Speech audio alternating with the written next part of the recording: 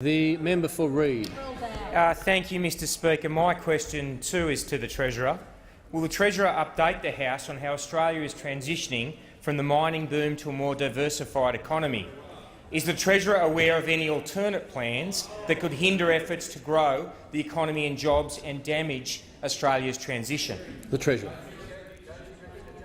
Thank you, Mr Speaker, and I thank the member for Reid for his question, someone with a great business record before coming into this House and well understands the challenges in the economy, and I commend him on his elevation to the role of Chair of the House Committee on Economics. Mr Speaker, Australia is steadily making the transition from a once-in-a-generation mining investment boom, Mr Speaker, to a more diversified economy.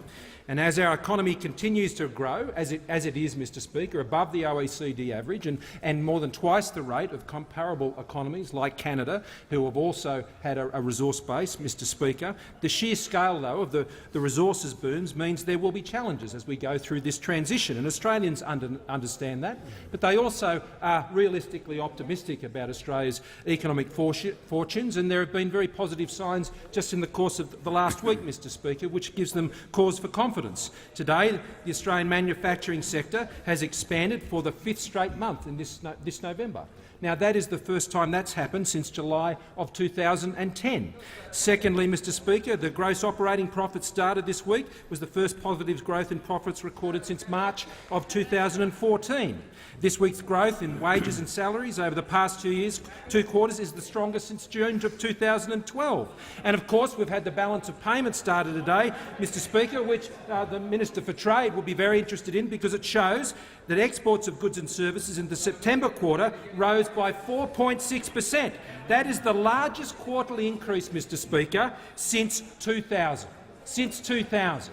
This is a significant improvement in our balance of payments when it comes to exports, Mr Speaker, and as those on this side of the House know, this government has been running the most ambitious trade agenda of any government, Mr Speaker, in recent memory, led of course by the Minister for Trade, as we've seen those agreements come into place. Now, Mr Speaker, we've also seen employment continue to grow over the past year. We've seen unemployment fall. Particularly, we've seen youth unemployment fall to a level now which is below what it was at the time of the last election. Some 231,700 jobs created just in this year, Mr Speaker. That's the fastest growing calendar year growth in jobs since 2006, Mr Speaker. Now, what we will continue to do is work through the issues of growing our economy, growing jobs, Mr Speaker, as we move through this transition.